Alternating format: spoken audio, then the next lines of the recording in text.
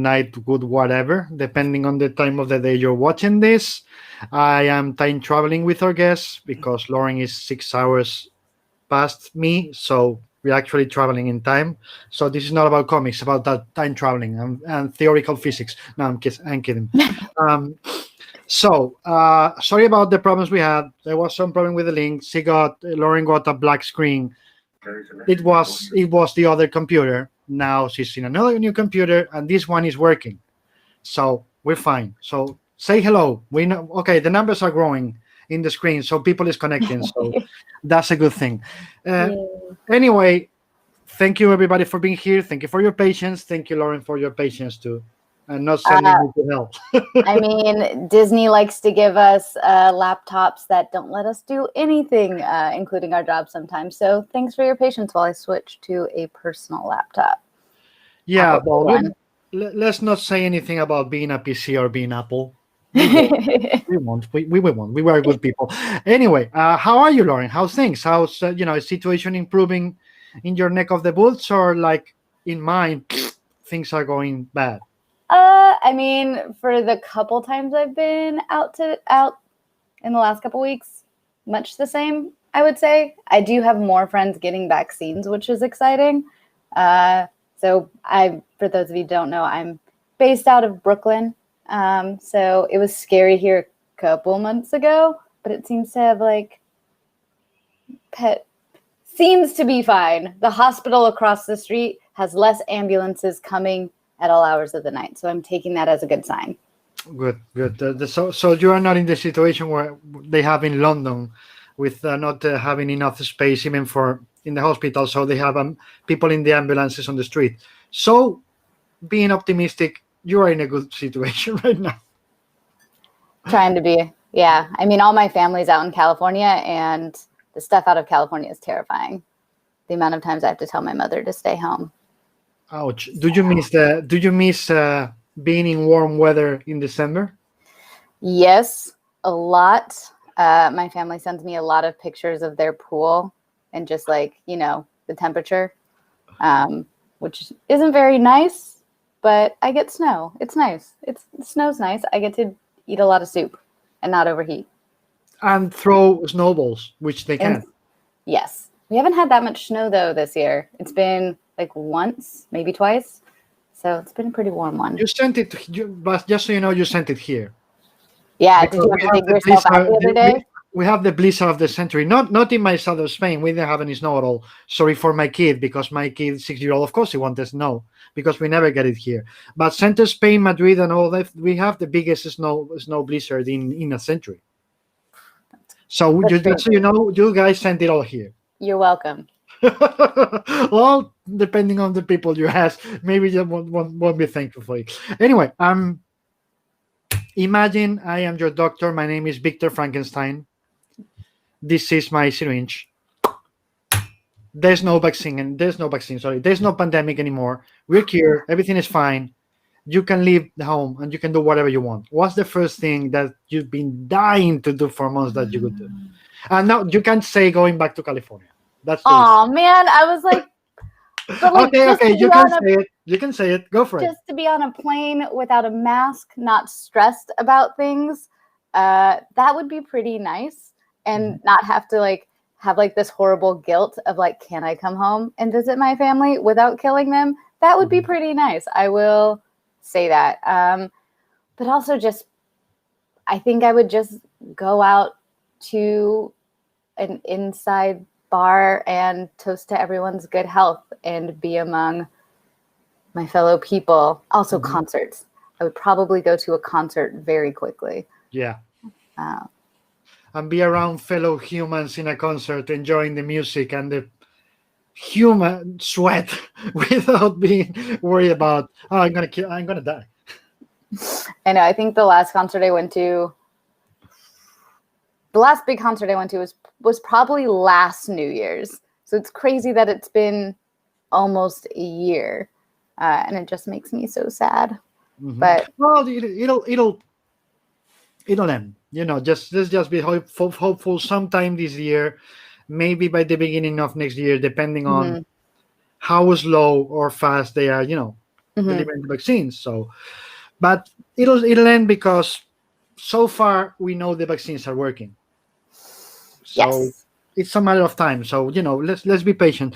Do you remember the last time you went to the theater to watch a movie? It was maybe it was probably like right before we closed down. It was definitely at the Nighthawk, which is a couple blocks away from us. A really fancy hipster movie theater nearby that has the best popcorn sprinkled with like truffle cheese. More hipster than the Alamo ones? It's basically the same level, I would say. Like I think Nighthawk's a little more independent, but I could be completely wrong. But yeah, just as decadent and nice as the Alamo. Usually smaller crowds, at least at this theater. But I can't even remember. I think it was Emma was the last movie I saw. That was my next question. What was the movie, if you remember it? Yeah, I think it was Emma, which was so much fun. One of the people I went with had never seen one of those movies before. He hadn't seen the original. So it was fun to watch his expression. Nice. No, I was asking that because most people I ask this question about the last movie they watched before the pandemic started, they don't remember.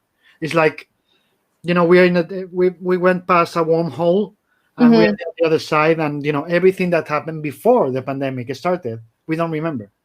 So you're actually in a class on your own because you remember the movie.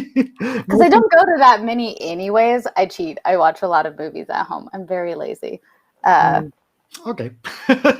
You said that. So what have you been watching in terms of TV shows, movies at home? Are you going back to the what we call the safest space? Watching the things you've watched in the past that you like, or you are just trying to watch new stuff? I've been watching a lot of new stuff, but also things that I completely missed and didn't know were out there. I think my favorite animated show that I've watched is Kipo and the Age of Wonder Beasts, I think it's called. Really fun. If you have kids, great show for them. But also, I don't have kids, and I blew through that show. It's great. Post-apocalyptic girl and talking bright-colored animals. It's a lot of fun. What platform? Netflix. Netflix. I have a 6-year-old, so yeah. I'll probably go and tell her when she comes back from school, and she'll probably say, "I already watched that." Nice. If you watch. And then The Expanse was the other one that I discovered over the pandemic. I had never seen it before. Blew through all of the seasons of that. Good, because in many cases, what I have to tell people regarding The Expanse, because they get tired after episode 2 or 3, because it's all exposition, and I keep saying people, wait, it's necessary. And when everything is there, it's nonstop, but you need that information. So you didn't need that push. You just blew through all of it. The first couple episodes were hard, and I grew up on Star Trek, so I'm like, I can do a space show, but the world building took so long. Yeah. But then they don't have to dive into it again. It's all there, and all the pieces are very simple now. Yeah, that's the part that I love the most. I stopped after episode 2 or 3, and I had to be told the same thing I tell everybody. Like, no, wait. This is necessary. You'll understand later. And for once, because just remember that everybody tells you that about every single show. It's like, no, wait, it gets better. In 99% of the times, as you know, it doesn't. Yeah. And then the last show I just discovered was Ted Lasso, which is a joy. I know a lot of people don't have Apple TV. I only had access to it over the holiday. And we watched it in one sitting, the entire season. And it is a joy. I will say. I just want all humans to act like that. It's, I don't know if you'll agree with me, but Ted Lasso is something that we need right now, I think. Yes. In terms of, we're all down. We need positivity. Yes. And it's the show we need. Humans to act like humans and just nice people at their core. And even the troubled ones, you understand where they're coming from. And we're in an age of cynicism, and everything is dark, and of course it's justified because we have a global pandemic, so it's kind of important. But by the end of the day, when I watched the last, I have Apple TV, but I had it because of bought an iPhone last year and they gave me 1 year for free. And now with Apple One, it's like I think like €3 or per month or something like that to have each one of them. So, but they started at last, I was like, maybe I won't like it. But as you said, all the season nonstop, and I was like, this is what I needed. They needed hope. I needed hope, you know. It was so nice. I'm not gonna say I didn't cry in a lot of them just because they were so nice. I was like, I just want them in my life all the time. Mm-hmm. And it made me miss England and Europe. You'll come back. You'll come back. We'll take care of it. That will happen again soon. We can just hope and repeat soon. It'll happen soon. But that's the truth. It's just a matter of time. Why comics? Of all the chances you had in life, why did it's something that you wanted to do all your life, or you just stumbled into it? Sort of both. I mean, comics. It's just the coolest job ever. So I automatically get cool cred wherever I go. It's the best. So why wouldn't I take this opportunity? I always wanted to be a book editor. My mom was a librarian. She's now retired. And so I grew up going to book conferences with her in the library systems. That was like our summer vacation. And it was just like, hall upon hall of publishers giving away books. And I was like, I want to be on the side where the free books are. This is amazing. So I always knew I wanted to be in publishing. And after I graduated from UC Santa Barbara, I decided to do a master's at NYU in publishing to learn more about the industry and get my foot in the door in New York, coming from California because I didn't know anyone. And then my succession of jobs, I got into children's publishing, which is the best because beautiful pictures, awesome people. Who doesn't love kids' books, kids' stories? They're the most fun, in my humble opinion. And while working in children's publishing, I just loved working with illustrators so much and wanted to continue doing that. When I was at Henry Holt, which is an imprint at Macmillan, I was working next to the offices of the people that work at First Second, which is one of the big graphic novel imprints. And so their head of publicity at the time, Gina Gagliano, who now runs Random House Graphic, would like hand me graphic novels and like be like, you might enjoy this. And I just devoured them. So I started thinking about getting into acquiring graphic novels. And then when a position opened up at DC Comics for the launch of their new children's imprint, it's something I kind of jumped at. It was scary going back to California from New York, having been here for 7 years, but it was something that I really wanted to try out. And working at DC kind of gave me the nuts and bolts of how comics work, but working within an age range that I was really comfortable with in the children's publishing. So that's kind of how I made my way into comics. And every step I get closer to like not just books, but also comics. So it's been fun. Got to work on some comics at DC, might work on some comics at Marvel in the future. But right now I'm really concentrating on graphic novels and longer form stories.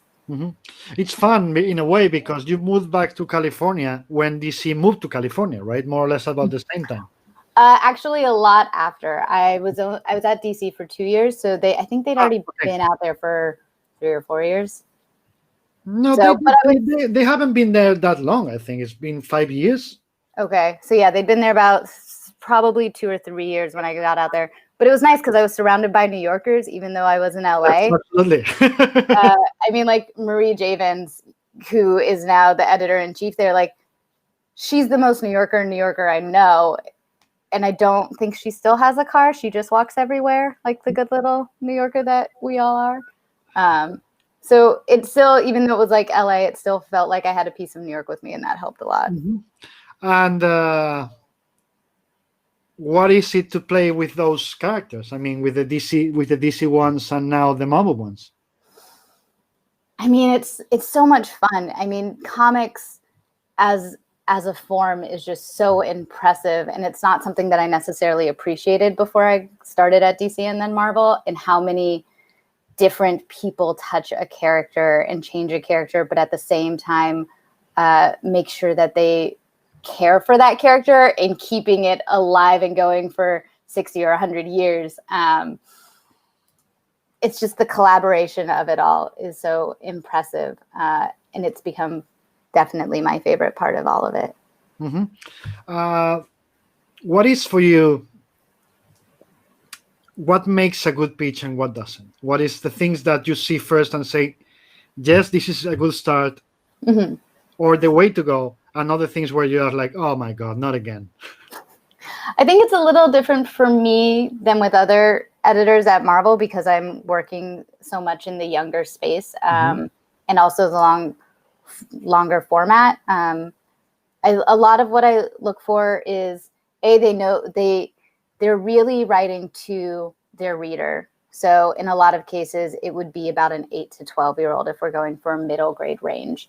And they're not talking down. I mean, sometimes there's this idea that kids' comics or kids' stories have to be overly simplified or simplistic.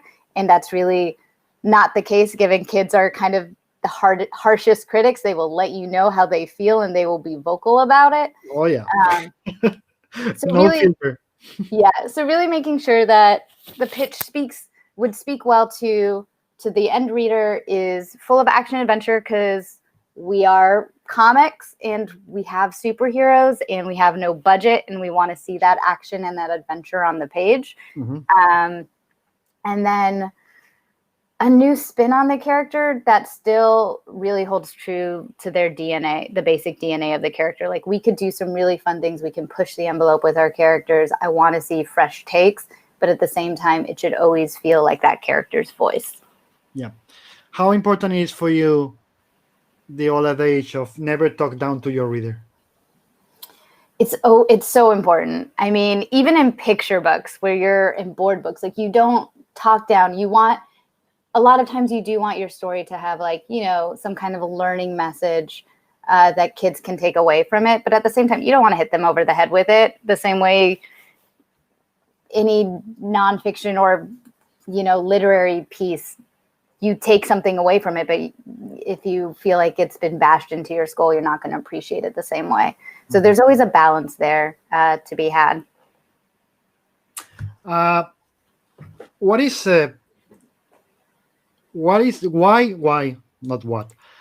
do you think there's a need for those comics, that for Marvel to do those comics oriented for kids? Do you think that we need a newer audience, or what's the main point for you as an editor to do those books? I mean, I definitely didn't grow up reading comics. And even when I got into comics, I didn't always feel welcome, or I always felt overwhelmed trying to find an entry point into these stories. And I always loved the characters. But again, there's so much backstory. And my main goal with these books and these stories is to create these entry points for new readers, to be like, this is where I can enter the Marvel universe, get to know these characters, and then jump off from there to the next thing as they grow older. So we already have product and stories for as they age up, but this is really something that appeals to that younger audience. It also teaches them how to read a comic when they get there. Visual literacy is super important. We want to encourage reading on all fronts, but also teach them how to read a comic in a really accessible way. I mean, it took me sometimes double page spreads with, you know, a central figure and tiny panels all around is beautiful to look at. But if I have never read a comic before, if I haven't read a ton of sequential stories before, that becomes really overwhelming, and I'm not always sure where my eyes should go. I mean, we have our brilliant letterers doing their best to, like, lead the eye around, but it's not always intuitive. And we want to make sure with these younger stories that it is always intuitive of where the eye should go next and how to read, so that we can build that confidence to go to more complex stories and more complex layouts and art. But it's always also a matter of helping the reader, right? I mean, you can do things complex, but you have to guide them. It's not, it's not an easy balance for you, right? No, and it's not. And I mean, it is. You don't want to do just static borders either, because the same way we don't want to talk down to our reader, we want to give them the benefit of the doubt. Kids will figure it out as long as it feels organic and natural to their eye. But it's also just a lot of building confidence. And so if we can create a type of book that will give them that, they'll feel like they could read anything in the Marvel universe. Let me see if you agree with me. I think that comics should be taught in primary school from a very young age for two reasons. One of them is that when you read a comic, the first thing you do is to learn to read what happens between the panels, which is where most of the story actually happens, So, and I always say that gives us comics readers a superpower, which is when we watch or read anything else, and I mean anything, reading a newspaper, watching a movie, watching a TV show, etc., we never take anything for granted. We automatically look for newspaper, what can I read between the lines and all that. Do you agree on that? Sorry, what was that last part? Do you agree about that? That reading comics should be essential because it teaches us to always question and always think about what's behind what is obvious for us. Yeah, I mean, it goes back to that visual literacy and learning how to pick up on visual cues. And, as you said, reading in between the lines, the words can be saying one thing, but if the picture is showing something else, what is the author really trying to convey? And that is a very real world experience that they can take out of the book and into their everyday life. I think it's really important. And in terms of teaching kids how to read comics in school, absolutely, everywhere from primary school up until college, I think is important. There are things that you can do with a sequential story that you can't do with a prose book or a picture book or even a chapter book. A lot of times kids, I think up until recently, would learn how to read like confidently on their own with a chapter book. And to be honest, the chapter book market has gone a little soft in recent years, and that's because of the rise of the middle grade graphic novel. It's kind of supplanted the chapter book, which is, I mean, everything's cyclical, and we'll probably see a swing back at some point, but it's awesome to see because it can get that reluctant reader excited, whereas chapter books wouldn't necessarily. And oftentimes we'd see chapter books that would be heavily illustrated to kind of catch their eye, and this is a whole different format that teaches them a different kind of reading.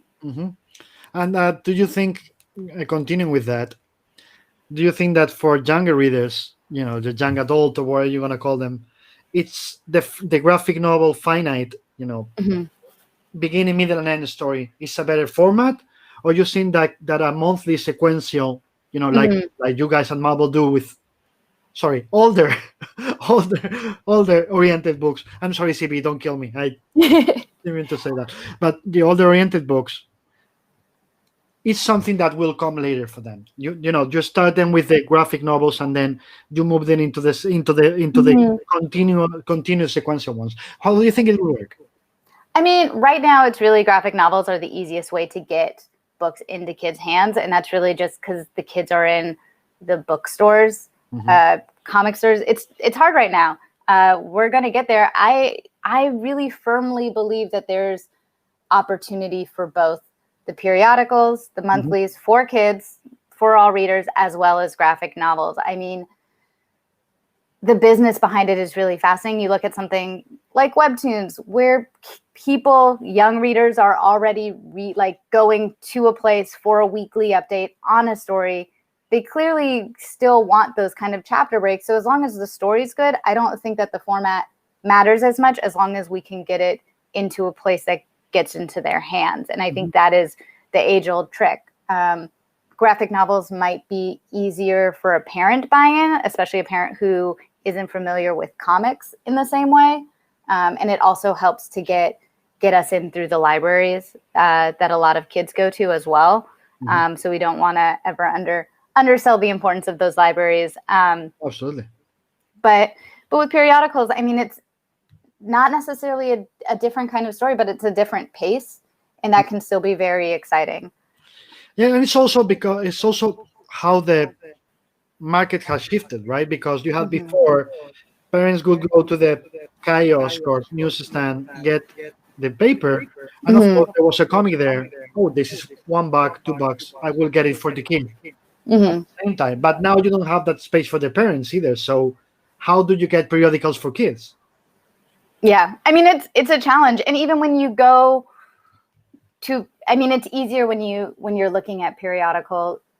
I think having a spine is easier for like accessibility in terms of like just finding where to start as well. I mean, a lot of times we will collect our periodicals into a trade that appeals to a younger audience, like that nice 6x9 that winks at parents and is like, this is for your kid. That helps a lot too. And it's really just like not being overwhelmed by the amount of very slim volumes and being able to see a clear starting point. I think that also helps people get into it. And then they can backtrack, and, you know, if they catch up on all of the volumes that we have out, they can then go back to the periodicals as well. Yeah, I didn't think about that, but that's also true with books like Squirrel Girl or Miss Marvel or any others that didn't sell, let's say, that well in periodicals, but sold really well in book format because those readers really wanted it, right? Yeah. And I mean, I think also, I mean, when I was living in LA and would go into, there are some really amazing comic book shops, but the one that I lived across the street from in LA was not great. We'll say that. The first time I went in, they asked my boyfriend who was with me what he was looking for. The second time I went in, it was for free comic book day, and I took some free comics, and then they asked to check my bag because they weren't sure if I understood what free comic book day entailed.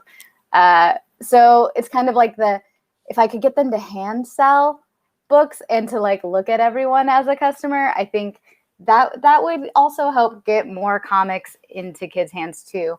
I mean, you were talking about newsstands. I also, again, might be my age, but newsstands are really a city thing as well. Yeah. For the most part, especially now. So when we do like, even if we were to still sell comics in newsstands, but that's really leaving the coast, at least in the US. Where can kids find comics outside of comic book shops in the middle of the country? Yeah. Or even the suburbs. Yeah, that's the big issue. You know, it's like when we always talk about reality. Right? I mean, diamond numbers against the real world. And I hear the diamond numbers. I'm like, yeah, that's nice, that's good, but that's not the real world. That's the ghetto. The real world is when we check the book scan and we see, oh, that manga sold, or Dogman, or Raina Meyer, or oh wait, a million copies. That's what we want, right? That's what you were saying, is how can we reach those kids in Central America? How can we reach those kids? The reality is we have the readership. I always say that. When they say there's no readers, I like, no, that's bullshit. We have the readers. The problem is not having the readers, it's how to get to them, right?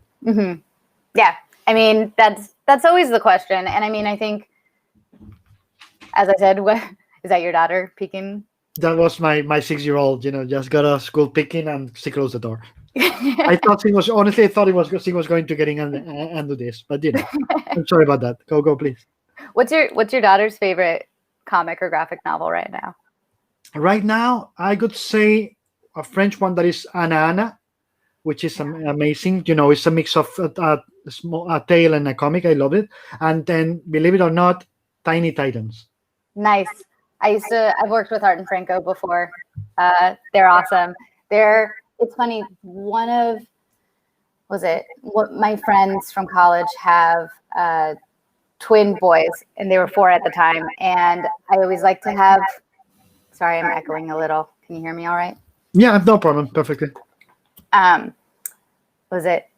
They're 4, and to entertain them when we were all at the beach clearly before COVID times, I handed them an Art and Franco book that I happened to have in my car. And it was one of the Tiny Titans, but the stories are kind of, I think the way that they were gathered, there wasn't really a sense that I could find. It wasn't like a full story. It was just a bunch of periodicals collected into a volume. Yeah. Almost felt pretty random, I'm not going to lie. They were 4 at the time, and they had me read it to them, sat on either side of me, and for the next 3 hours, went around to every adult in the room and told the story, pointing to the panels, picking up the sound effects, and retelling the story. And then this happens, and then this happens, and then he roared. And it was the best to watch. Like, that was like one of those turning moments where I was like, I will always remember this. And also the importance of sequential stories for kids that young was so impressive. And also Art and Franco's stories and art are just so fun and so appealing. Yeah, absolutely. She started by coincidence. I was showing her on Comixology some of the books, and I was pointing, just pick one. Mm-hmm. Just telling her pick one to see, how she reacts being a 6-year-old, and she saw Tiny Titans because she likes, the Teen Titans. And I told her it's the same characters, and they were like, they're not. And I was like, oh, this is like, them as very young kids like you. So she started, and she just went crazy. That's awesome. And she went, of course, from mom to dad all the time, even to the dog, explaining the stories, as you just said. But anyway, I interrupted you. You were talking about how to reach young readers in the real world. How do you think, what's the steps you think we should follow to get there? I mean, never underselling the importance of the direct market. I think if we can get them excited for certain kids' stories. Absolutely. I really dislike the term all ages. I know that's kind of blasphemous, but it's not blasphemous. I hate it, like with capital letters and yelling. If I can yell, if you want it, like okay. But if you try and please everyone, you please no one. And I know a lot of times with all ages comics, the idea is to be a Pixar movie where you're really winking at the parents the whole time, but the story's for the kids. And I don't know if that quite works as well in comics, because the kids should be your first audience. And I think a lot of times with all ages comics, we end up writing to the parent because we know that the parent is going to be the one to buy it. So I think getting past that part of it, truly creating content for kids that aren't for adults, making sure that the Easter eggs that we include are, again, for kids. While the fans can love them, if they're going over the kids' head, then it's not that they don't have a place for the story, but they really shouldn't distract from the story too much. Absolutely. But do you really think that the Pixar movies are made for kids? I mean, there's that balance. I mean, that's the magic of a Pixar movie. You look at Toy Story. Kids love Toy Story. Do they get some of the deeper meanings or some of the nuance? No. That's the reason that I cry as an adult. But also, Pixar does the nostalgia. Go, please go. I was just going to say Pixar does the nostalgia, which is something that I think we can do with our comics. No, I was going to say that I think that there's only like a couple Pixar movies that are for kids, which are the Lasseter ones, Toy Story and Cars. The other ones, I don't really think they're made for kids. That's why when you saw that, Pixar, in a way, they took over Disney animation. You really saw the division, like the Disney movies, 3D, blah, blah, blah, run by the guys from Pixar. They are made for kids, but the Pixar ones are made for adults. Kids can enjoy it, but I don't think they're the main audience they look for. No, probably not. And it would be interesting to see. I mean, Toy Story is their most successful one for a reason. I'm not going to pretend I have all of the numbers at my fingertips, so I could really do a deep dive analysis, but maybe it's something I should in my all ages comics conversations. But yeah, I mean, the fact that I think if we can get to a place, especially with comic book sellers, that they feel comfortable and excited to sell kids stories and see the importance in the same way, I think that will naturally get us into the kids of hands in ways that we sometimes struggle in the direct market. I mean, pie in the sky, you can only do so much to be like, no, but this is good. And in the meantime, we do have graphic novels. We do have bookstores that are so excited, thanks to like the Raina Telgemeyers, thanks to the Dogmans, the Dave Pilkeys, to read those kinds of books with kids. And as those initial fans grow older, they're going to be looking for truer middle grade content. I'd say like Raina Telgemeyer's a little older, or younger. So we want to make sure that we always have the next book for that kid as they get older, much the same way. I hate to bring up Harry Potter in these days and times, but much the same way that Harry Potter kind of aged up with the readers. Yeah. But let's not talk about Harry. We can talk about Harry Potter. Let's just not talk about that woman. Yeah, let's agreed. let's Agreed. leave her aside. No, but that's a very important point that I love that you raised, which is in many cases, what from many creators I also get is this fear about not being able to continue doing the stairs. We have the first ladder, the first stairs. We get them until they're 8, 9, 10, whatever, and then there's no next step. So is this something that you're also working on? Thinking about always having the next step for keeping the readers and not losing them, as it happened to all of us. I don't know about you, but it happened to me as a reader. There was a certain age where I stopped reading comics, and then a few years later I came back. But I mean, it's funny because like young adult, like prose young adult, and even middle grade, older middle grade wasn't really a thing when I was growing up in like the 90s. It's a fairly recent phenomenon. Again, a lot thanks to Harry Potter and also things like Twilight and stuff. Like the YA really became a whole thing unto itself, which was really amazing. But for so long, teens and, like I'd say like 13 to 15-year-olds were going from like really young stories and jumping to adult books, which isn't a bad thing, but it was definitely a gap to fill in the market. And when publishers and writers started realizing that, it took off in a really big way. And I think that the same thing is going to happen with graphic novels. I mean, we're seeing this amazing well of middle grade content right now. I think next we're going to start seeing that content go older and older until we do really adequately bridge the gap between middle grade graphic novels and adult periodicals. I think YA is going to happen at some point. I know it's a little soft right now, but I think it's a matter of time. And what do you think is, let's say, the most unique thing as compared to other languages that comics storytelling has? What makes it unique? I mean, definitely, I'd say the collaboration on the comic side between editors to make a world go for 60 years is pretty dang impressive. But also on like just a graphic novel project by project basis, I mean, you have everyone, from the writer, from the illustrator, sometimes a penciler and an inker, a colorist, a letterer. And you have so many people touching a project that the collaboration to make it happen at all takes so much collaboration and so much dialogue that I think that's probably the most unique part about what we do. I bring, for a lot of my job, I look to bring in new writers that haven't necessarily told or illustrated a sequential story before. I'd say that's like 80% of my list are people that haven't done a graphic novel before, which is really fun. But it's definitely, in picture books, the editor is the wall between the writer and the illustrator most times, like 80% of the time, unless the writer and illustrator already have an established working relationship. And the editor gets the manuscript is perfected, it's basically done, and then it gets handed off to the illustrator, and you show it to like the writer maybe at the very end. Sometimes they'll weigh in between, but not as much as you would think. Whereas thanks to the pace of comics and graphic novels, even the writer and the illustrator are always on the same email together.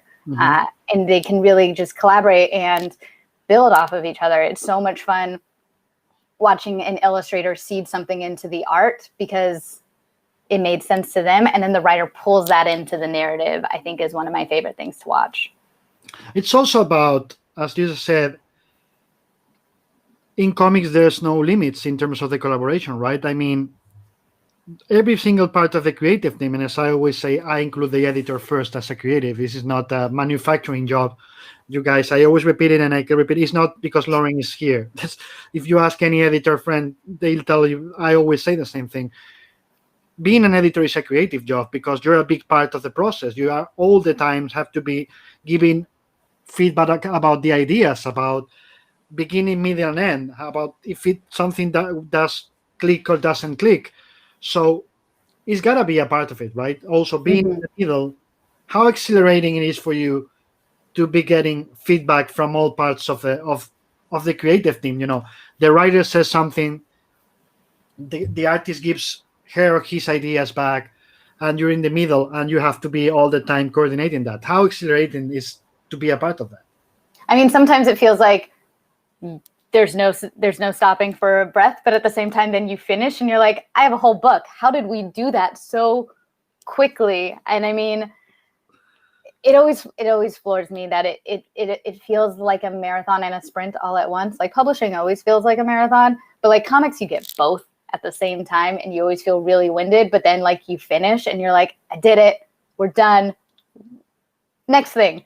And there's no real time to pause. So it is exhilarating. And then you look back and you're like, I've only been here a year and I have this many books under my belt. That's cool. And do you miss the chance of working on the periodicals, or you're fine as where you are right now?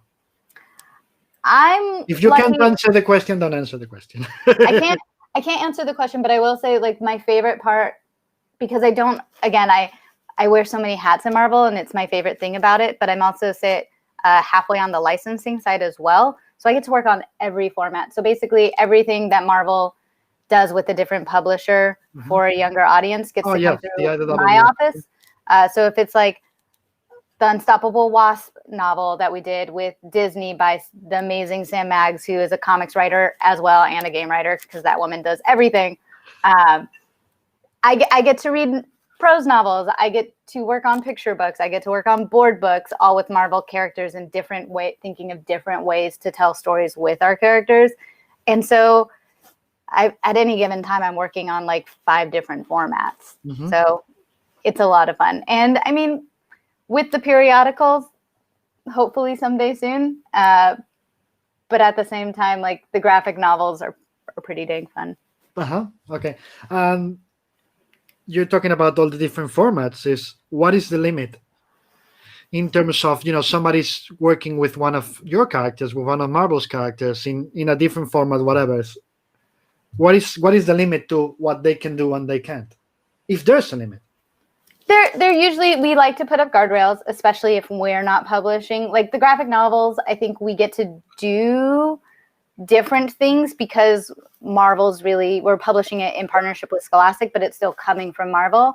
A lot of the things that we do, like the prose novels or the picture books, especially with the novels, we always want to make sure that anything we're doing has already firmly been established in the comics. I mean, comics is our lead, and we always take the direction from the comics, and we can still have a lot of fun and put different spins on things, but we don't want to go outside of that realm. We want to make sure that there's always space for something that the comics are going to develop there. Usually it's not a huge issue, given that the comics are directed for an older audience, so there's not always that much overlap in terms of the types of stories that we're trying to tell. But we always like to tell, I mean, we're usually continuity adjacent, because otherwise there's kind of too much explaining that we have to do. Who's married to whose cousin is who. These guys are exes. So it's usually continuity adjacent, but we always, want to present the truest characterization of our protagonist, I think. And again, like maintaining that DNA, who they really are, is kind of our key tenet when doing licensed stuff. But it's just something really interesting, as you said, adjacent to continuity. For example, if somebody wants to publish a story where Peter and Mary Jane are married, you have to say no, right? Because in the continuity of your books, they are not. I mean, they were married at one time. Yes, so they were for a lot of years, and some of us would like that, Mephisto story to never happen. But that's an aside. But I mean, right, in regular continuity to today, they are not. So do you have to say no, or you can? No, because we can fudge when in their timeline we're talking. I mean, a lot of times we're looking at our characters in a younger sphere too. So a lot of times we fudge with age. I mean, we fudge with age a lot. The Scholastic projects that I'm working on, it's kind of an illustrated prose book, Avengers Assembly, and they're really fun stories written by Preeti Chabir that center around Kamala Khan, Miss Marvel, Miles Morales, Spider-Man, and Squirrel Girl. Mm-hmm. In the comics, Squirrel Girl's older, I think, by a little bit, but in these, they're the same age, and they interact with each other. So kind of in our Scholastic universe that we're building, we won't give it a name because that would be sacrilege. We let them be the same age so that they can do really unique adventures that only the three of them can do. And we kind of have used that throughout all of the books that we're telling with Scholastic, is kind of aging down Squirrel Girl just a little because she's such a fun character that we don't want to lose her. Absolutely. You talked before about, using writers that haven't worked in sequential form before. How important it is for you to have new voices, to add new voices to comics?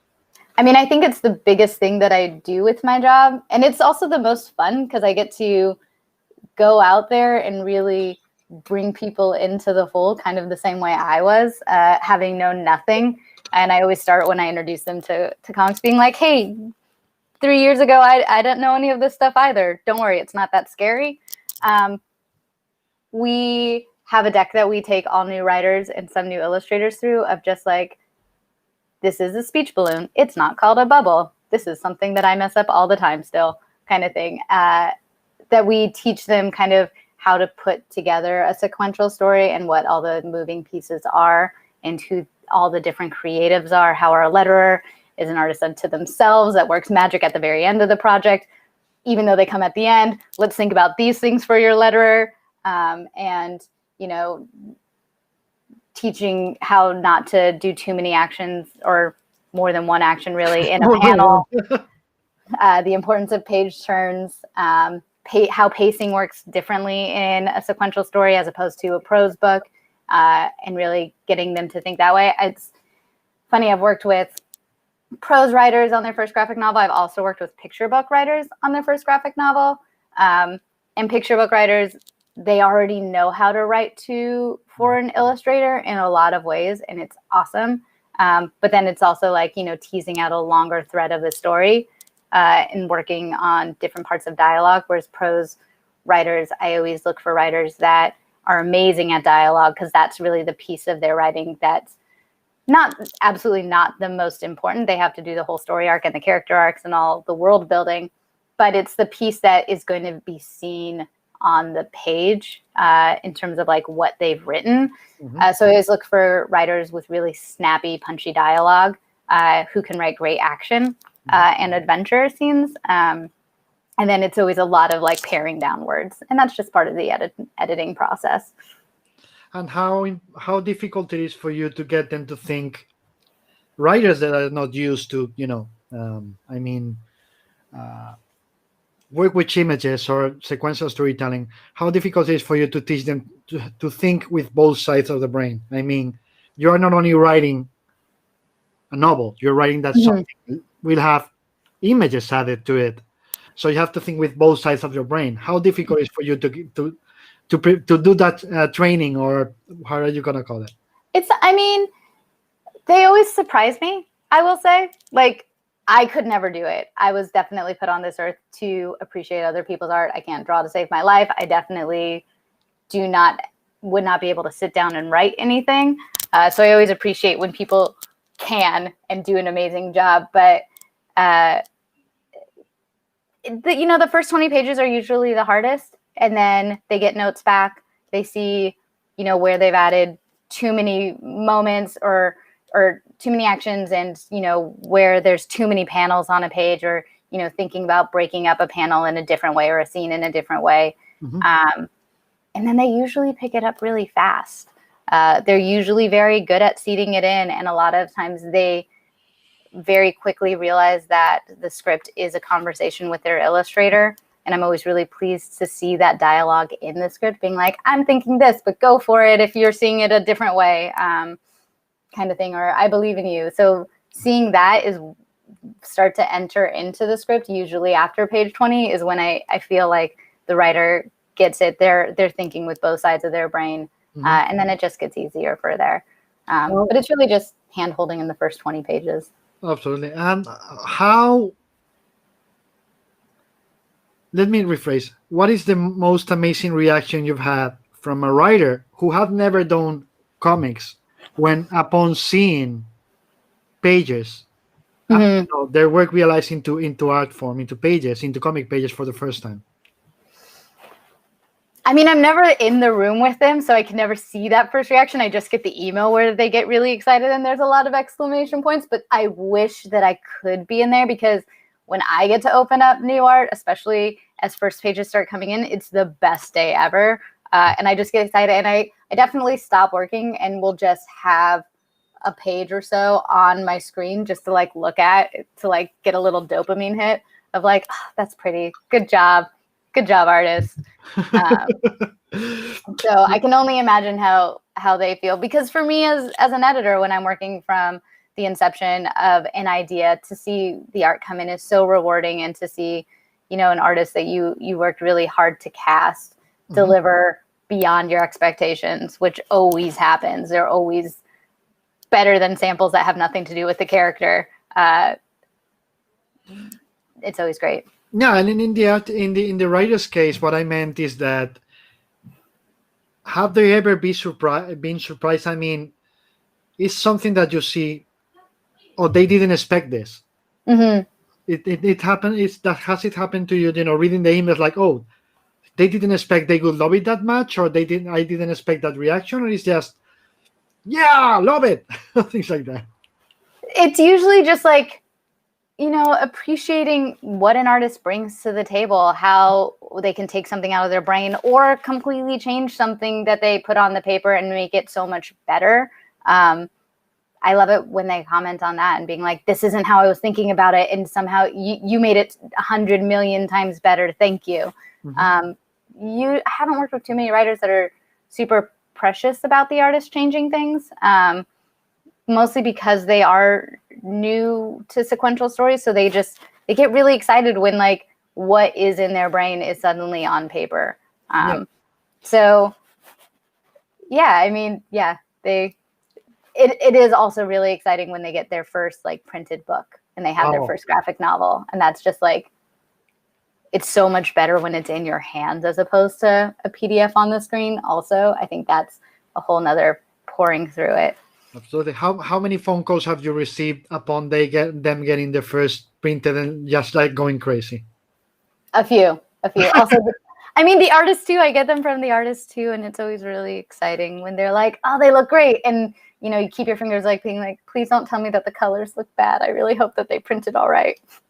Yeah, especially this time, because do you get to see the printers test before they go to the store, before they release them to the stores with the pandemic?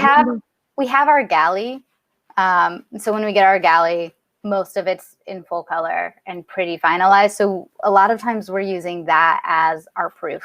So if something looks too dark in galley, but like with our Miles Morales book, it's going to the printer before I have a galley in my hand. So we'll keep our fingers crossed. We have a lot of amazing designers in-house and at Scholastic that are checking ink level. So I think we'll be okay.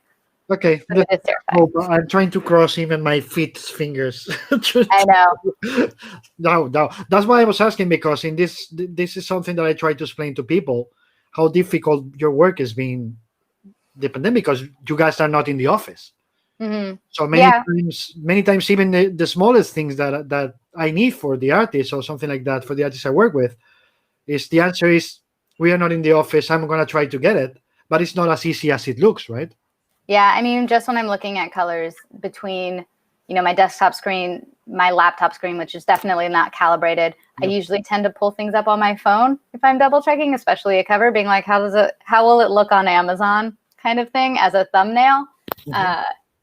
Is what I'll double check things on my phone to see if it's looking too dark.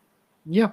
And you guys can't check a lot of stuff because, as you said, you don't have the same screen, or it's not that easy to get an approval because, as I always say, the 5 seconds it takes you to go to that office and show something, Now it's an email. It's the time that the other person takes to answer, etc., etc. Mhm. So the way, the smoothness of the process of being in an office, I won't say it's dead, but it makes your life much more difficult, right? A lot more meetings. I will say though, Marvel's so good about giving everyone, or at least what I've experienced, like I get FaceTime with everyone, which is really nice. So if I need to talk through something with CB, I have a standing meeting with him so I can show him art. Also, I do it because I like to see his face light up, hopefully, or if something like twitches a little, I could be like, take note of that. So whenever I show art for the first time, I tend to do it over video because I want to see first reactions. And yeah, Marvel's pretty good about approvals thus far, knocking on wood as I try and get my first book out the door. And I mean, what I'm doing on the licensing side, it's so interesting because there's so many more approvals that go into it. Everything that Marvel approves, Scholastic also approves. So it's not just, our sales team, our marketing team, our editor-in-chief and our head of licensing, but it's also all of Scholastic's publicity, all of Scholastic's marketing, all of Scholastic's sales, all of the editor, their designers, library marketing. And so it's a lot of feedback to corral. And usually that's only on like covers and not interiors, thank God. But even interiors, I have at least 2 other editors checking everything. One on the Marvel standpoint, I share everything with the group editor based on the character, just so they can see and make sure everything's aligned. And then also on the Scholastic side to make sure it aligns with, the age target that we're going for. And then after all of that, you have to take a pill to not kill yourself after getting approvals from 1,000 people. I mean, almost 9 years in publishing, I've developed a pretty thick skin. So definitely something you need. And you call it the Lauren Shield. Lauren Shield. Yep. Stronger than Captain America's shield, really. Oh, yeah. The editor shield. I know that for a fact. Don't mess with Lauren Shield, guys. You will lose. Yeah, so you know. And let me see. There's a couple of questions here. Paula Ventimiglia says, I would like to know how is the process of selection of picking up illustrators for the projects. Do you have a database? Do you use Instagram to search for artists? How do you do it? I use Instagram a lot. Like it's kind of bad how much I use Instagram. I mean, I'm always looking at other books, other works that's out there. But I've a lot of my artists I have found just following on Instagram, and sometimes they lead me to other artists that are a fit for a project. And in finding, while looking for a broad scope of a type of art, I'll find an artist that doesn't work necessarily for that project, but then I'll find something for them down the line. I mean, one of my illustrators that we haven't announced yet, which is killing me, but very soon, on our Miss Marvel project, he's amazing. I've been following him since I was at my time at DC, and I was looking at him for something, and it didn't quite work, and I never reached out to him. But then when this project came up, I was like, it was an easy cast for me. So I'm always keeping an eye out and always looking for new artists, picture book artists, just artists on Instagram. I mean, one of the artists I found when I was at DC, Gretel Lusky, who I worked on very briefly on a book called Primer at DC. She just is someone that her character designs were super cute, and I wasn't sure if she had sequential experience. And so I sent her, just the pitch of the story that we were working on. And she turned in 3 pages of sequentials based on that pitch. And so I saw my character, I saw that she could do action. It was like one of the best sample pieces I'd ever gotten. And that one was a very sent it wide, and everyone's like, yep, that's her. And she knocked that project out of the park. And she was like, that was her first graphic novel, but she's so good at it. And I know that she's continuing to get work from everyone. So it's awesome when I get really excited when I find an artist and I get to work with them on their first sequential story. And then they go on to the point where I'm like, but don't you have time for me again? Come back. Please don't leave me. Please don't leave me. Let me see. Pedro Mecas, hello everyone. Hello, Pedro. Did you have to get allowed? Okay. Do you have to fight hard to get allowed to green light a project? Because I think it's, Mhm. how hard do you have to fight to get a project greenlit? I think that's what he means. It's not necessarily a hard fight, but it does take a long time because so many people have to weigh in. Everyone from, Marvel, if it's going to be something that we're not publishing ourselves vertically, then we also have to find a partner for it. So it's a lot of, in terms, if I fall in love with a project, it's me pitching that project to other publishing houses, being like, this is an awesome story with amazing Marvel characters. Marvel wants you to do this. And then finding that space for it. So it's usually not that I have to fight so much as that I have to think strategically on where the best place and timing is for a project to really make it work. Mm-hmm.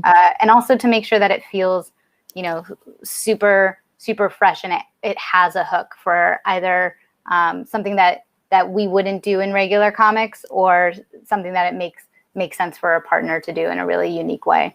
Yeah, because in a way it has to fit what you're thinking about the line, right? I mean, Mm-hmm.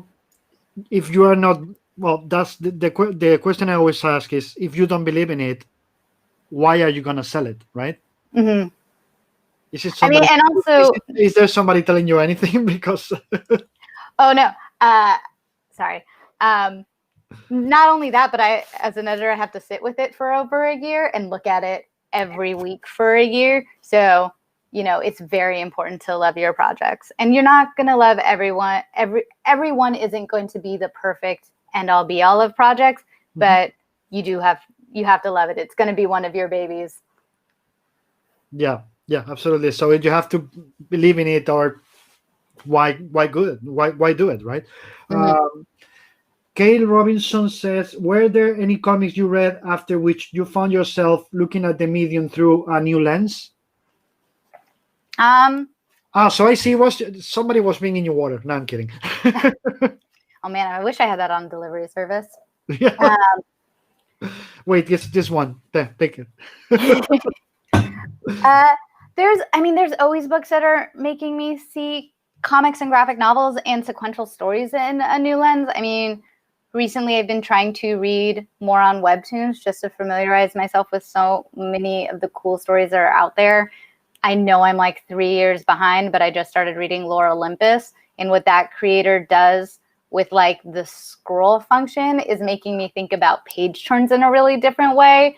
And like, I've always known the importance of page turns, but looking at it on a scroll where every single panel is a page turn and seeing how she implements that really makes me pause and think about my pacing in a different way, or at least refocus me on pacing. Yeah, it's always about, we go back to that question of, is that a comic or not? And my answer always is, do you read it as a comic? It doesn't matter if you read it horizontally or vertically, because it has the same effect on you, right? So for you, webtoons are comics, I guess. You don't consider them, those are not comics. I mean, I consider them comics. I'm going back every week the same way someone would go for a pull list there you go. At a traditional comic store. I mean, I think that's the fact that those are working so well right now. And yeah, it's hard to, find the right stories that you want to read sometimes. And obviously there's a big disparity between like really great ones and not great ones. But the fact that there are so many people looking out there searching for stories that they have to come back to week after week, I think really shows us that the periodical market is strong and the readers are still there and ravenous. Absolutely. It's just a new way of getting our periodicals, right? Mm-hmm. Pedro de Mercader, any tip for pitching if you get a dossier of a project? What would it need for you to consider it? Sorry, which one was the question again? Any tip for pitching if you get a dossier of a project? What would it be needed for you to consider it? I guess that's back to the question I asked before about what needs to be in a pitch for you to consider it. Yeah, I mean, a fresh take on the character that still remains true to the character, something that we haven't seen either in the comics that feels exciting, has a hook, feels relevant, is also really important. If it's a story that could have lived 60 years ago, does it make sense to publish it right now? Why does this need to happen right now? I think is really prescient. And yeah, just a fun story I don't know. I mean, pitches are fun to read. If I get excited and be like, I hadn't thought about doing that with that character, that's cool. I mean, it has to make sense for that character, but I'm always looking for something new and exciting.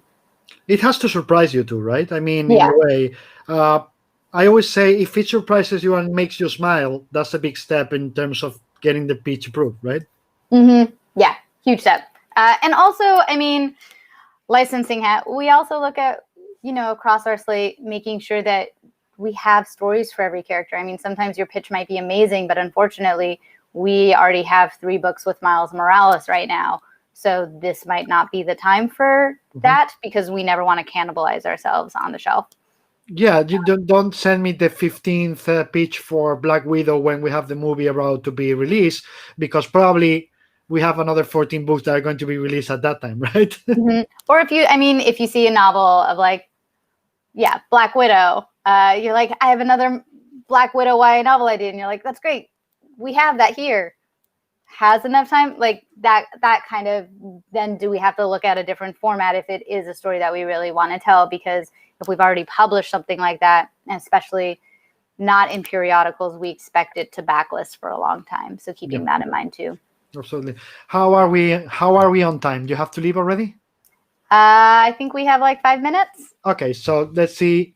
Another question from Pedro and then one from me, and I'll let you free so you can say you hated this really much. Anyway, Pedro Mercader says, do you find much of yourself in the comics you publish? I mean, in a creative level. I mean, I think so. In terms of this types of stories that I like to tell, the books that comprise my list, there are definitely things that I like to point to that feel like they have my stamp on it. And also it's really hard working from a story from inception to the end and not to see some of yourself in it. But also my name's in the front cover for a lot of them. So I get to literally see it in one of the nice things about comics. Yeah, absolutely. But because in a way, as you just said, you have to work with it for a year. That's what we said before. If you don't like it, why would you do it? And it's always, well, I was talking to Kelly Sue DeConnick, a couple of weeks ago about this, about the creators who said, no, there's nothing on those characters that resembles me. And we were saying that's bullshit because, it's your characters. So there's a part of you in them because you make the choice about, of course, with CB and other people, but by the end of the day, it's you who decide, oh, I like that pitch, I'm going to take it to my boss to be approved. So if you don't like it, it's not going to get past that door, right? So it's got to be something, a big part of you in everything you approve. Yeah, absolutely. I mean, if I don't like it, I'm probably going to try and change something. There you go. That's an important point. So last one. Where do you want to get? Or where do you think comics should get in the near future? What's the direction you want to go with them? I mean, I'd say in terms of age range, up a little and down a little for kids. I want to go young. I want the youngest reader. I want parents to be able to read a sequential story, whether it's kind of in the format of a picture book, whether it's a young graphic novel for like a 6-year-old. I want Marvel characters to be in their hands and for them to have fun with it. And then I also want to continue to develop for that YA audience, that genre audience that I know is out there who might not think superhero comics are for them. But man, we have a lot of soap opera type stories in comics that I know that they would glom onto if we can find them the right entry point. Okay. That's amazing. That's amazing. Oh, everybody loves soap opera, so we just have to get into them. Anyway, Lauren, thank you so much for being here. Thank you. And thanks again for all your patience with my computer trouble. Yeah. That's the technology. It's not your fault at all. As I said, please don't apologize. Please don't cut because I want to say proper thank you to you after we're off. But to all of you, thank you so much for watching. Thank you so much, Lauren, again. And tomorrow with us, we'll have Spanish artists and creators Rosa Codina and Irene Marquez. I hope to see you all here tomorrow. Have fun. Don't be assholes. Wear your mask. Protect people. Okay? Please. See you all tomorrow when we're off in